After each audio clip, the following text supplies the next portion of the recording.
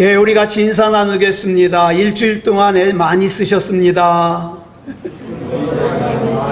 예, 더위에 건강 조심합시다. 예, 이 시간에는 마태복음 5장 5절 말씀 읽었습니다. 은혜 받을 말씀의 제목은 온유한 자의 보복입니다. 온유한 자의 보복. 오늘은 우리 예수님께서 가르쳐 주신 행복하게 살 수 있는 8가지 조건 중에서 세 번째 조건이자 이번에는 이걸로 마무리합니다. 이 세 번째 조건이 뭐냐 하면 온유하게 살라는 거예요. 네. 온유하게 살면 땅을 기업으로 받을 것이다. 그러면 먼저 여기서 말하는 온유하다라는 것이 무슨 뜻일까? 우리가 일반적으로 생각하면 어때요? 온유하다 그러면 인간관계에 있어서 부드러운 것만 생각해요. 오른편 뺨을 때리면 왼뺨도 되고, 그 다음에 때린 사람을 향하여 웃어주는 거. 예, 그런 거를 온유라고 생각해요.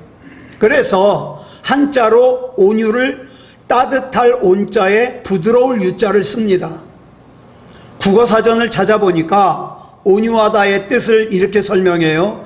성격, 태도 따위가 온화하고 부드럽다. 그런데 이것은 오늘 본문에서 말하는 온유하는 뜻이 다릅니다. 본문에서 말하는 온유하다라는 말의 뜻을 단순히 성격이 온유하고 부드럽다고 생각하면 안 돼요. 왜냐? 성경 오늘 본문이 말하는 온유 속에는 뭐가 포함되어 있느냐? 거룩한 분노도 포함되어 있기 때문이에요. 자, 오늘 이 본문에서 말하는 온유를 헬라어로 뭐라 그러냐?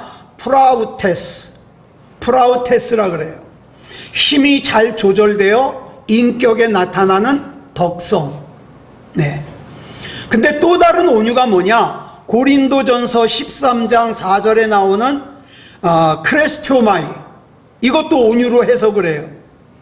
우리말로는 둘 다 성경의 온유라고 해석하고 있는데 두 단어의 뜻은 완전히 달라요. 먼저 고린도전서 13장 4절에 나오는 온유, 크레스토마이는 친절하다라는 뜻이에요. 그러니까 우리 국어사전에 나오는 온유와 뜻이 비슷해요. 그런데 오늘 본문 말씀 마태복음 5장 5절에 나오는 온유, 즉 프라우테스는 달라요. 무슨 뜻이냐? 사나운 짐승을 길들이다. 그래서 힘이 잘 조절되어 인격에 나타나는 덕성. 그래서 이 프라우테스라는 단어는 단순히 성격이나 이런 태도 따위가 온화하고 부드러운 것만을 뜻하는 것이 아니라 뭐예요? 거룩한 분노도 담고 있어요. 그렇기 때문에 이 프라우테스라는 단어는 때로는 사람의 눈으로 보기에 냉정해 보일 수 있어요. 어쩔 때는 바보 같아 보여요. 왜냐하면 이 프라우테스라는 단어는 철저하게 하나님과의 관계에 중점을 두기 때문에 그래요. 그래서 여러분, 예수님이 채찍을 만들어 가지고 성전 안에서 돈 바꿔주고 물건 파는 장사꾼들을 다 뒤집어 엎으셨죠. 근데 성경은 뭐라 그래요? 그 행위를 온유라고 해석을 해요. 거룩한 분노.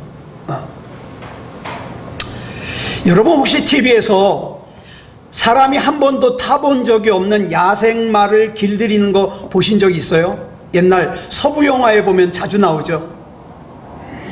이 말을 길들이는 사람이 이 줄을 돌려가지고 묶은 다음에 말 위에 올라탄 다음에 잡으면은 처음에 이 야생말이 등에 사람을 태워본 적이 없잖아요. 그러니까 등에 탄 사람을 떨어뜨리려고 막 바짝바짝 뛰어요. 그러면 그걸 안 떨어지려고 막 매달려 있죠. 그러다가 나중에 사람이 안 떨어지면 이 말이 내가 뛰어봐야 소용이 없구나, 이걸 깨달으면 온순해집니다. 그래서 등 위에 탄 사람이 가라 그러면 이랴 그러면은 가고, 워 그러면 서고, 그렇게 길들여지는 거예요. 여러분, 오늘 본문 말씀에 나오는 온유, 즉 프라우테스라는 단어의 원래 뜻이 이거라고 생각하면 돼요. 힘은 그대로 남아 있어요. 그런데 더 이상 그 힘을 나만을 위해서 사용하는 것이 아니라 나를 길들인 주인을 위해서 사용하는 거예요. 그래서 주인이 뛰어 그러면 뛰고 서라 그러면 서는 거예요. 이게 온유예요. 그래서 주인이 막 화살이 빗발치게 쏟아지는 적진 속으로 이랴 그러면은 달려가는 거예요. 예. 그리고 또 아무리 더 달리고 싶어도 주인이 서라 그러면 서요. 예. 예전에 동물농장에서 그 훈련받은 개가 앞에 먹을 걸 놨는데 주인이 먹으라고 해야만 먹어요. 얼마나 그게 먹고 싶은지 입에서 침이 툭툭툭 떨어져요. 근데 안 먹어요. 왜? 훈련이 됐거든요. 그러니까 그 개는 온유한 개예요. 아무리 눈앞에 먹을 것이 있어도 먹지 말라고 기다리라 그러면 기다려요. 그래서 온유한 사람은요, 잘 들으세요. 자기 건강도, 자기 지식도, 자기의 돈도, 자기의 능력도 자기를 영적으로 길들이신 하나님을 위해서 쓸 수 있어요. 이게 영적인 온유예요. 그러니까 여러분, 프라우테스, 영적으로 온유하다 그러면 괜히 바보같이 실실 웃고 다니는 거 아니에요. 그게 온유가 아니에요. 여러분, 성경적인 온유한 사람이 되려면 어떻게 해야 돼요? 먼저 강해야 돼요. 여러분, 건강해야 돼요. 네? 지식도 있어야 돼요. 재물도 있어야 돼요. 능력도 있어야 돼요. 단지 그것들을 어떻게 사용하냐? 하나님의 영광을 위해서 사용하는 거예요. 이게 프라우테스예요. 요한복음 2장을 보면 아까 말씀드린 대로 예수님께서 노끈으로 채찍을 만들어 가지고 성전 안에서 소와 양과 비둘기 파는 사람들, 돈 바꿔주는 사람들을 막 채찍을 휘두르고 다 뒤엎었어요. 거룩한 분노죠. 이게 온유라는 거예요. 여러분, 빌립보서 2장 8절을 보면 예수님께서 하나님이신데 사람의 모양으로 나타나사 자기를 낮추시되 어디까지 낮아지셨냐? 죽기까지 복종하셨어요. 죽기까지. 이 모습은 뭐예요? 성격, 태도 따위가 온화하고 부드러운 것과는 거리가 멀어요. 어쩔 때는 바보 같아요. 바보 같아요. 아, 왜 예수 믿는다고 저러고 살까? 어쩔 때는 우리 자존심이 짓밟혀요. 억울해요. 그런데 하나님이 이거를 참기를 원하실 때는 참는 거예요. 왜? 온유거든요. 네. 자, 이 온유는 하나님 앞에서의 온유가 있고 사람들 앞에서의 온유가 있는데, 먼저 하나님 앞에서의 온유를 생각해 보겠습니다. 하나님 앞에서 온유라는 것은 하나님의 뜻 앞에서, 하나님의 말씀 앞에서 아멘으로 하나님을 신뢰하고 순종하는 걸 말해요. 그래서 이 온유함은요, 십자가 앞에서 우리가 앞에서 두 가지 살펴봤죠. 심령이 가난한 사람, 또 애통하는 사람. 이 심령이 가난한 사람이 뭐 할 수 있어요? 온유할 수 있어요. 애통하는 사람이 온유할 수 있어요. 그러니까 이런 거예요. 십자가 앞에서 내가 얼마나 무능한지를 알아야 돼요. 내가 얼마나 부족한지를 알아야 돼요. 내가 얼마나 추악한 존재인 걸 알아야 돼요. 그래서 나라는 존재는 예수님이 아니면 안 돼요. 이걸 알아야 뭐 할 수 있어요? 심령도 가난해질 수 있어요. 애통할 수 있어요. 온유할 수 있어요. 우리가 흔히 말을 한다 그러잖아요. 말을 한다. 이 말을 갖다가 늘려서 말하면 뭐가 돼요? 말이 되죠. 이 말은 순 우리말인데 마알에서 왔는데 이게 뭐냐? 마음의 알갱이라는 뜻이에요. 마음의 알갱이. 그러니까 내 말이라는 건 뭐예요? 내 마음의 알갱이예요. 내 마음에 미움이 있으면 미움의 알갱이가 나오는 게 말이에요. 내 안에 사랑이 있으면 사랑의 알갱이가 나오는 게 말이에요. 그래서 성경은요, 온유는 겉으로 조용하고 온화하게 보이는 조용한 성품이라기보다는 뭐예요? 정확한 뜻은 하나님의 말씀으로 길들여진 사람. 그래서 마음의 알갱이가 뭐가 나와요? 하나님의 말씀이 나오고 하나님의 뜻이 나오고 하나님의 인도하심이 나오고, 이게 온유한 사람이에요. 이때 길들여졌다는 것은 잠깐만 길들여졌다는 뜻이 아니에요. 예를 들어서 서커스단에 호랑이가 한 마리가 있는데 이 호랑이가 평소에는 조련사의 말을 잘 들어요. 뛰어 그러면 뛰고 쓰라 그러면 쓰고. 그런데 이 호랑이가 문제가 있어요. 한 3년에 한 번쯤 조련사를 공격해요. 자, 그러면 이 호랑이는 길들여진 호랑이에요, 아니에요? 예? 이 호랑이는 길들여진 호랑이에요, 아니에요? 아니에요. 한 3년에 한 번씩 조련사를 공격하는데, 그러면 잘 들으세요. 여러분이 예수님을 잘 믿어요. 예수님을 잘 믿는데 한 5년에 한 번씩 삐딱선을 타요. 알게 모르게 막 예배도 드리기 싫고 기도도 하기 싫고 그런 마음이 막 들어요. 예수님을 믿지 않는 사람처럼 행동을 해요. 5년에 한 번씩. 그러면 이 사람은 신앙으로 잘 길들여진 사람이에요, 아니에요? 길들여진 사람이에요, 아니에요? 아니에요. 아니에요. 예? 예. 자, 이렇게 말과 내 삶의 태도에 있어서 하나님의 말씀으로 완전히 길들여진 걸 뭐라 그런다? 온유라 그런다. 자, 그러면 한번 질문하겠어요. 여러분은 지금 현재 온유하십니까? 온유하지 못하십니까? 참 어려운 질문이죠. 그래서 베드로전서 4장 11절을 보면 아주 중요한 말씀이 나와요. 여러분, 이런 거는요, 핸드폰에다 넣고 다니면서 자꾸 읽어야 돼요. 뭐라고 나오느냐? 같이 읽겠습니다. 시작. 만일 누가 말하려면 하나님의 말씀을 하는 것 같이 하고, 누가 봉사하려면 하나님이 공급하시는 힘으로 하는 것 같이 하라. 어떻게 말할 것인가? 어떻게 행동할 것인가가 여기 나오잖아요. 이렇게 사는 것을 온유라 그래요. 성경에 나오는 인물들 중에 온유한 사람, 대표적인 사람을 꼽으라면 모세를 꼽을 거예요. 민수기 12장 3절을 보면 모세를 이렇게 소개하고 있어요. 시작. 이 사람 모세는 온유함이 지면의 모든 사람보다 더하더라. 그러니까 세상에 있는 사람들 중에 가장 온유한 사람이라는 말이에요. 자, 성경이 거짓말을 기록한 것이 아니라면 이 지구상에 살았던 모든 사람들 중에서 가장 온유한 사람이 누구예요? 모세예요. 그런데 여러분, 구약에 처음 나오는 5권, 창세기, 출애굽기, 레위기, 민수기, 신명기를 합해서 뭐라 그러죠? 모세 오경. 모세가 쓴 5권의 성경이다 이 말이에요.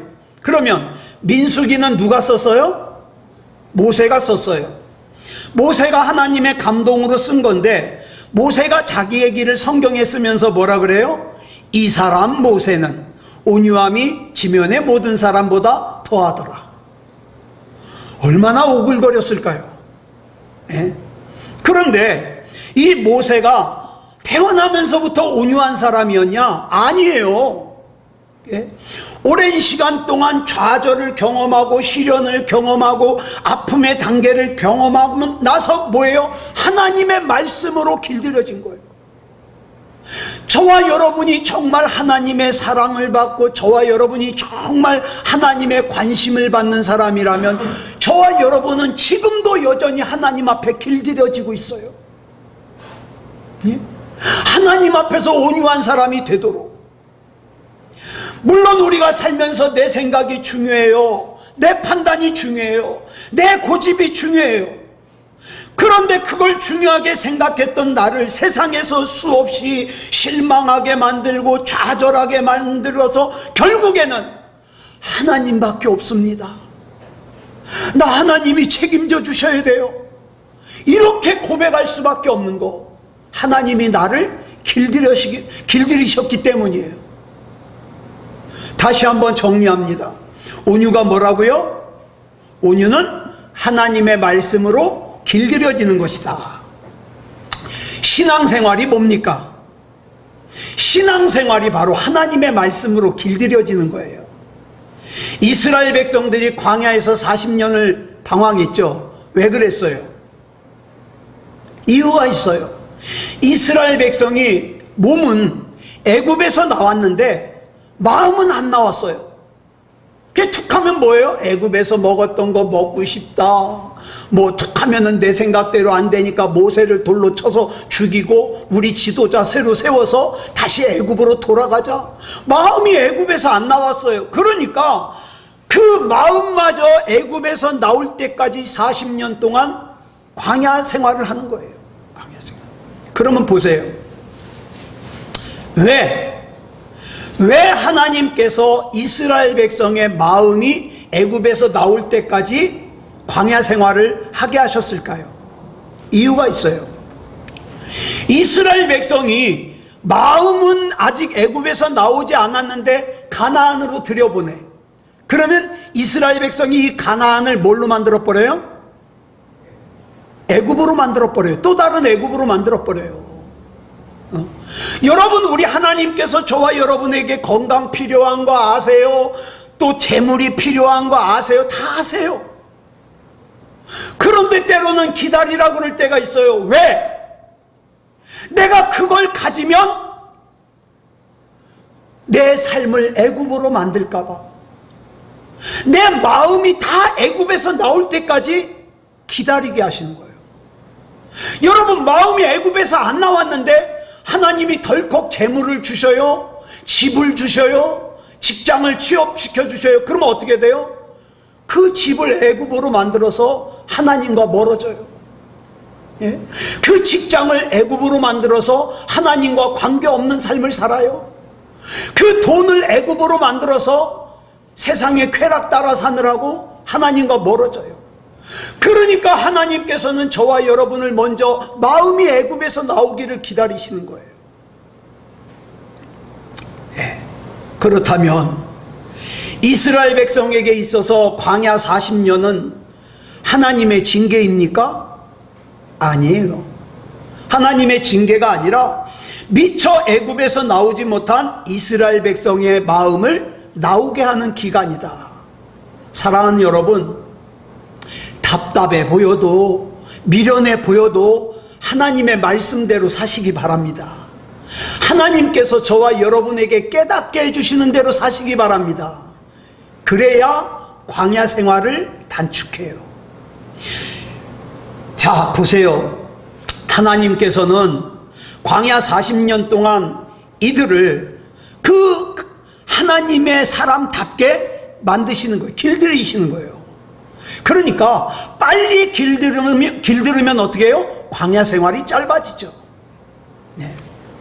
우리는 살면서 이걸 알아야 돼요. 원망해도 소용없다. 불평해도 소용없다. 지도자에게 대들어도 소용없다. 하나님께 아무리 도전해봐야 소용없다. 여러분, 이스라엘 백성이 40년 동안 훈련받은 게 그거예요. 그 중에 특별하게 하나님이 훈련시킨 게 뭐냐? 구름 기둥, 불 기둥. 이걸 히브리어로 쉐키나이라 그러는데, 이 구름 기둥, 불 기둥이 가다가 움직이다가 서잖아요. 그러면 거기가 어디가 됐든 서요, 멈춰요. 그리고 천막을 쳐요. 그러다가 갑자기 이 구름 기둥, 불 기둥이 떠올라가지고 움직이죠. 그러면 두말할 것도 없이 빨리 짐 챙겨서 쫓아가요. 이걸 훈련시켜요. 여러분, 민수기를 가만히 읽어보면 광야 생활 40년 동안 이사를 몇 번 한 줄 아세요? 41번 해요. 예? 보따리를 41번 싸요. 그러니까 광야 생활 40년 하면서 이스라엘 백성 입장에서 보면 여기서 얼마 동안 있을지 몰라요. 그죠? 얼마 동안 있을지 몰라요. 언제든지 이 구름 기둥, 불 기둥이 움직이면 보따리 싸야 돼요. 그러다가 이 구름 기둥, 불 기둥이 멈추면 거기다가 텐트를 쳐야 돼요. 이게 뭐예요? 훈련입니다. 이게 뭐예요? 하나님의 길들이심입니다. 사랑하는 여러분, 저와 여러분의 건강도, 저와 여러분의 재물도, 저와 여러분이 이 세상에 가지고 있는 것도 어떻게 해요? 하나님의 구름 기둥, 불 기둥이 움직이면 보따리 싸야 돼요. 그리고 멈추면 거기서 맡겨주신 일 해야 돼요. 이게 훈련이에요. 만약 이 세상에서 천년만년 살 것처럼 하나님이 아무리 부르셔도 대답도 않고 나 바쁘니까 나중에 대화해요 그러면서 정신없이 산다면 이 참 길들여지지 않은 인생이죠. 하나님께서 이렇게 나를 길들이시는 이유는 하나님의 욕심을 채우시기 위해서가 아니라, 하나님이 나를 괴롭히기 위해서가 아니라, 세상이 나의 가장 소중한 영원한 생명을 빼앗아가지 못하게 하기 위해서. 그러니까 여러분, 저와 여러분이 조금만 삐딱선 타도 하나님께서 즉각적으로 반응하시면 정말 감사해야 돼요. 하나님께서 나를 이렇게 중요하게 생각하시는구나. 아무리 죄를 져도 아무 일도 안 일어나죠? 하나님이 포기한 사람이에요. 악한 마귀가 나를 길들이지 못하게 하려고, 내 영원한 생명을 빼앗아가지 못하게 하려고, 악한 마귀는 틈만 나면 우리를 뭘로 길들이려고 그래요? 돈으로, 또 사람으로, 쾌락으로 저와 여러분을 길들이려고 그래요. 그래서 하나님의 음성 못 듣게 하려고, 세상에 정신 팔리게 하려고.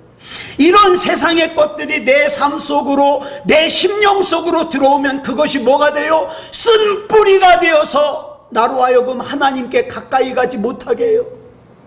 하루에 하나님 말씀 한 구절도 묵상 안 해요. 그리고 핑계대죠. 바빠서요 하나님, 정신없어서요 하나님. 예를 들어서 음란함이나 탐욕이 내 안에 있으면 평소에는 이 음란함이나 탐욕이 활동을 안 해요. 그러다가 여러분 어떻게 되는지 아세요? 여건과 환경이 조성되기만 하면 툭 튀어나옵니다. 음란함이, 탐욕이. 제가 어디 지나가다가 잠깐 기사를 봤는데 만 몇천 년 전에 그 벌레가 화석이 됐다가 물을 만나니까 살아났대요 그게. 그래서 제가 그걸 보면서 야, 죄하고 똑같구나. 우리 속에 있는 죄가 내가 하나님으로부터 멀어지고 경건생활로부터 멀어지잖아요. 그러면 죄질 수 있는 여건을 만나기만 하면 이게 스멀스멀 다시 살아나요. 그러다가 나중에는 당연한 듯이 죄를 짓는다니까요. 사랑하는 여러분, 저와 여러분의 삶을 우리 하나님께서 다 보고 계세요. 하나님께서 모세를 가장 온유한 사람, 즉 하나님의 말씀으로 길들여진 사람이라고 칭찬을 했는데, 그 온유한 사람 모세가 민수기 20장에 보니까 어떤 실수를 저질러요? 이스라엘 백성이 막 목마르다고 또 원망하고 불평, 그 특기잖아요. 원망하고 막 불평하고 막 모세를 돌로 치려 그러니까 이 사람 좋은 모세도 뿔따구니가 났어요. 그래가지고 어떡합니까? 하나님, 쟤들이 또 저렇게 원망해요. 그래 하나님께서 모세야, 저기 저 지팡이를, 저 하나님의 지팡이를 들고 가서 저 반석을 가리켜라. 성경에 보면 하나님이 분명히 가리켜라. 그냥 바위를 가리키면 돼요. 근데 화가 나가지고 감정 조절을 못한 모세가 가서 어떻게 해요? 지팡이로 그 반석을 갖다가 2번 때려요. 그리고 뭐라 그래요? 내가 너희를 위해서 이 반석에서 물을 내랴. 그랬더니 반석이 쫙 갈라지더니 물이 쏟아져 나와요. 근데 문제가 생겼어요. 하나님이 말씀하신 대로 안 하고 분노 조절을 못 해가지고 이 모세가 가나안에 못 들어가요. 이 사건 때문에.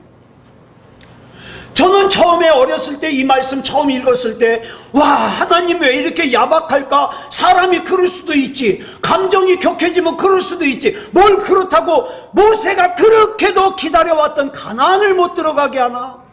잘 들으세요. 그런데 나중에 깨닫고 보니까 우리 하나님께서는 하나님의 말씀에서 벗어나는 걸 너무너무 싫어하셔요. 세상이 얼마나 이 모양 저 모양으로 저와 여러분의 영혼을 하나님으로부터 빼앗아 가려는지 몰라요. 그래가지고 교회를 하찮게 생각하게 만들고, 예배를 하찮게 생각하게 만들고, 기도를 하찮게 생각하게 만들고, 하나님께서 나에게 맡겨주신 사명을 하찮게 생각하게 만들려고 그래요. 틈만 나면. 왜? 중요한 목적이 있어요. 저와 여러분의 영혼을 길들이려고. 마귀가. 지난 일주일 동안 여러분들은 하나님의 말씀에 길들으셨습니까? 마귀에게 길들으셨습니까? 이 교회를 하찮게 생각하고, 예배를 하찮게 생각하고, 기도를 하찮게 생각하고, 하나님이 나에게 맡겨주신 사명을 하찮게 생각하는 것은 지금 마귀에게 속고 있다는 뜻이고 길들고 있다는 뜻이에요. 마귀를 상징하는 애굽을 보세요. 10가지 재앙을 만난 다음에 이스라엘 백성을 풀어주죠. 가라! 그래가지고 이스라엘 백성이 애굽에서 나와가지고 홍해 쪽으로 향해서 가고 있는데, 마음이 바뀐 애굽의 왕 바로가 다시 군대를 보내가지고 붙잡아 오래요. 예. 여러분, 마귀가 이래요. 내가 조금 경건해졌다 그래서 야, 이제 나는 죄 안 질 거야. 천만의 말씀이요. 악한 마귀는 어떻게 해서든지 간에 틈만 나면 저와 여러분을 붙잡으려고, 길들이려고 눈이 뻘개요. 네.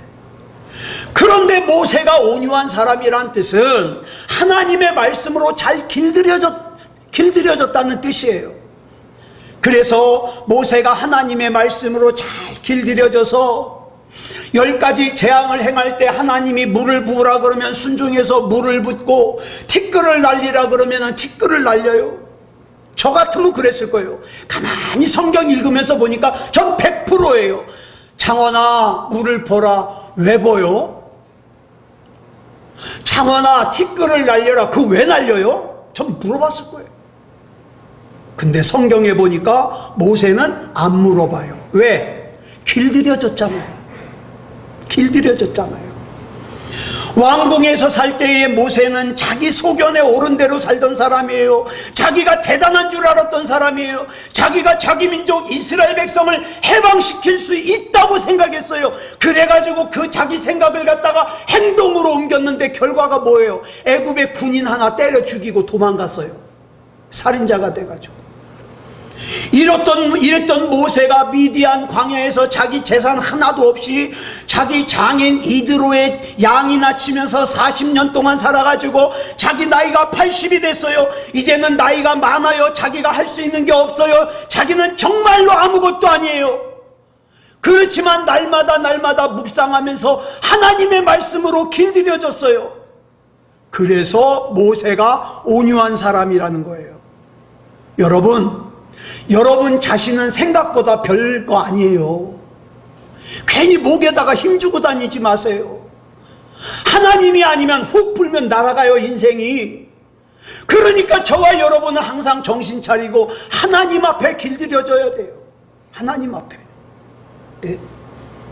우리가 살면서 성질 내봐야 소용없다는 걸 빨리 배우시기 바랍니다.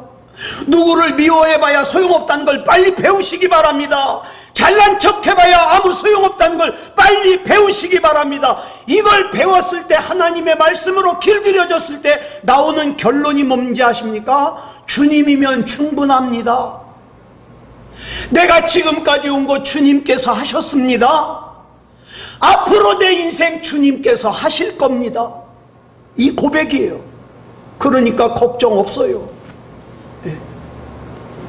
문제는 아직도 하나님의 말씀으로 길들여지지 않은 사람은 틈만 나면 나를 주장해요.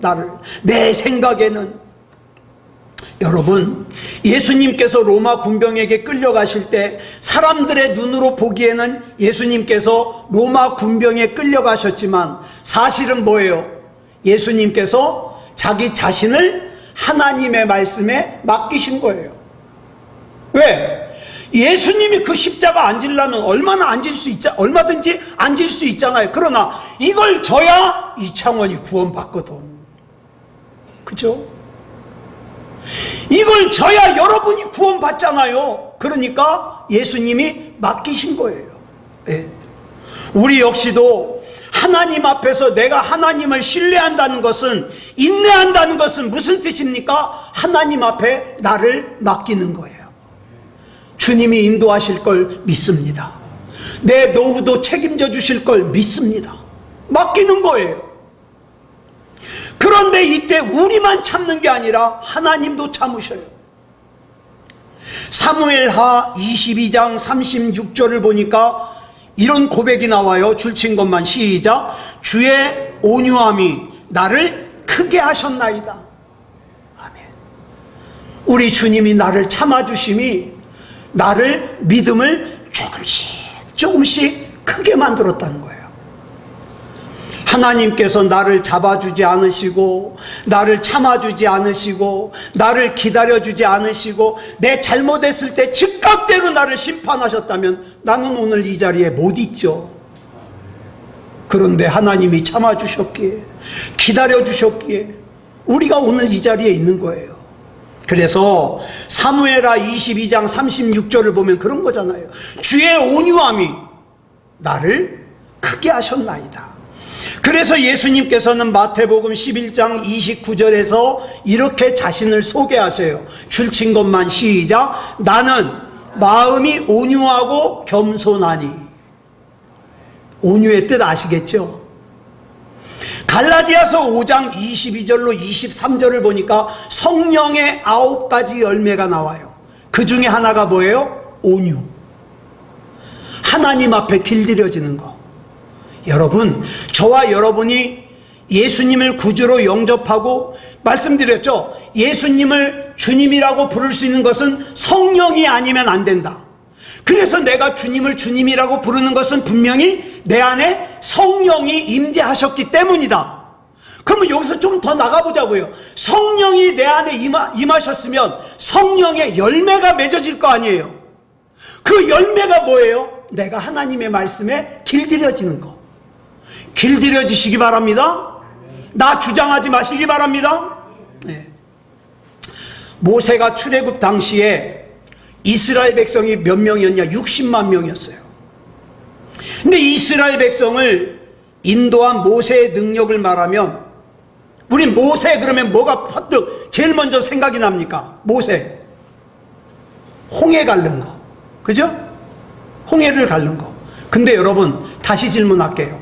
홍해를 가른 것이 모세의 능력이에요? 하나님의 능력이에요? 하나님의 능력이에요. 그러면 이스라엘 백성을 인도한 모세의 진짜 능력은 뭘까요? 예? 모세의 능력, 진짜 능력 두 가지예요. 이스라엘 백성을 사랑하는 사랑과 하나님의 말씀에 길들여진 온유. 오늘 저와 여러분 신앙생활하면서 이 두 가지 명심하세요. 내 옆에 있는 사람 내 몸같이 사랑하세요.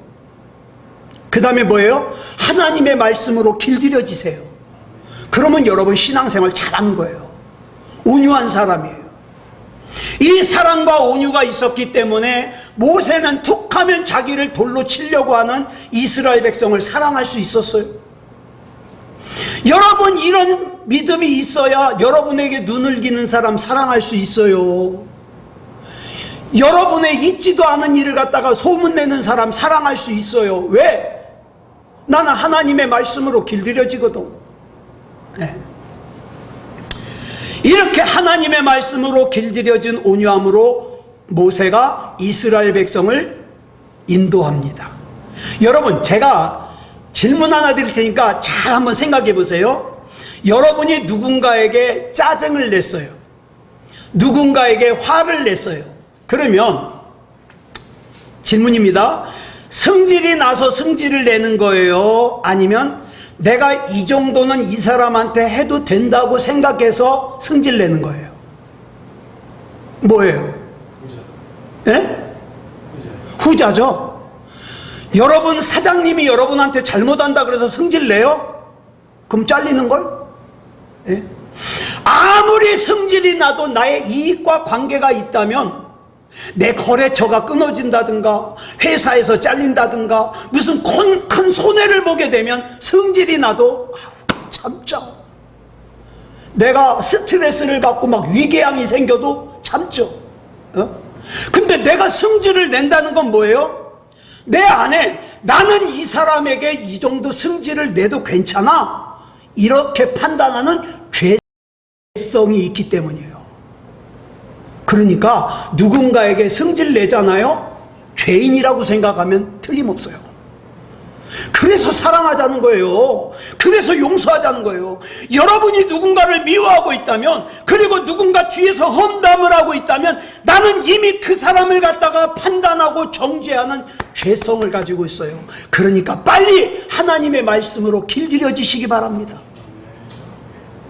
그러면 온유한 사람이 받는 복이 있다 그러죠. 무슨 복이에요? 우리나라 사람들이 팔복 중에서 온유한 사람이 받는 복을 제일 좋아한대요. 왜? 온유한 사람은 땅을 기업으로 받는다니까. 땅. 네. 근데 여기서 말하는 땅을 기업으로 받는다는 걸 본질적으로 두 가지 의미로 해석할 수 있어요. 첫째 의미는 하나님의 나라를 뜻해요. 온유한 사람은 하나님의 나라를 기업으로 받습니다. 고린도전서 6장 9절로 10절을 보면 불의한 자는 하나님의 나라에 못 가요. 잘 들으세요. 우리 같이 읽어볼까요? 시작. 불의한 자가 하나님의 나라를 유업으로 받지 못할 줄을 알지 못하느냐. 미혹을 받지 말라. 음행하는 자나 우상 숭배하는 자나 간음하는 자나 탐색하는 자나 남색하는 자나 도적이나 탐욕을 부리는 자나 술 취하는 자나 모욕하는 자나 속여 빼앗는 자들은 하나님의 나라를 유업으로 받지 못하리라. 아멘. 여러분 이 중에 하나라도 걸리는 거 있으면 빨리 얘기하세요. 나중에 이창원 목사 천국에 가서 여러분 찾는데 없으면 안 되잖아요. 잘 해결해야 돼요. 그 다음에 땅을 기업으로 받는다의 두 번째 의미가 뭐냐? 영향력입니다. 여러분 온유한 삶, 하나님 앞에 길들여지는 삶을 살죠? 여러분 이 땅에 살면서 좋은 영향력, 선한 영향력을 옆에 끼치며 살 수 있어요. 즉 세상을 다스릴 수 있는 통치권을 주신다는 뜻이에요. 온유한 사람이 결국 승리합니다. 하나님을 알기 전에 나와 하나님을 알고 난 내가 달라야 되죠. 하나님을 알기 전에는 나 어땠어요? 이기적이고 탐욕적이고 음란하고 거칠고 비열하고 내 생각이 중요하고 내가 중요했어요. 야생마였어요. 그런데 그런 우리가 하나님을 만나고 하나님 앞에 길들여지고 나니까 나는 하나님을 신뢰해. 그러니까 나는 하나님 거니까 하나님의 것인 나 책임져 주실 걸 믿으니까 나 걱정 안 해. 나 불평 안 해. 나 미워 안 해. 나 하나님 말씀대로 살 거야. 온유한 사람입니다. 그런 사람은 세상에 영향력을 끼치죠. 하나님께서는 이렇게 하나님을 절대적으로 신뢰하고 하나님의 말씀으로 길들여진 저와 여러분을 통해서 하나님의 나라를 이루십니다.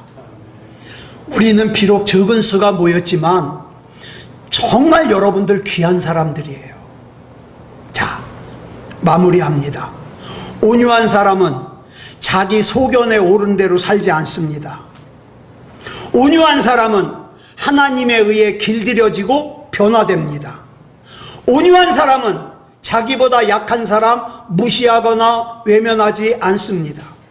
온유한 사람은 겸손함으로 친절을 베풀고 사랑하고 위로하고 끌어안습니다. 온유한 사람은 항상 순하기만 하지 않고 하나님의 뜻에 위배되면, 교회를 무너뜨리는 일이라면 거룩한 분노를 할 줄 압니다. 이렇게 온유한 사람은 하나님이 주신 능력으로 승리하는 삶을 살게 된다 이 말이에요. 아무쪼록 온유한 삶을 사는 그런 저와 여러분이기를 그리스도 예수님의 이름으로 축복합니다. 기도하겠습니다. 사랑의 아버지 하나님, 감사합니다. 우리 하나님의 은혜 가운데 3주간에 걸쳐서 심령이 가난한 자의 복, 애통하는 자의 복, 온유한 자의 복을 살폈습니다. 하나님, 중요한 것은 내가 하나님 앞에 온전히 길들여지기까지 내가 얼마나 부족한지, 내가 얼마나 하나님이 아니면 안 되는지를 알아야 되고, 그 문제를 놓고 애통해야 우리가 하나님의 말씀으로 길들여지는데, 하나님, 우리 책임져 주시옵소서. 우리 하나님 것입니다. 하나님이 아니면 안 됩니다.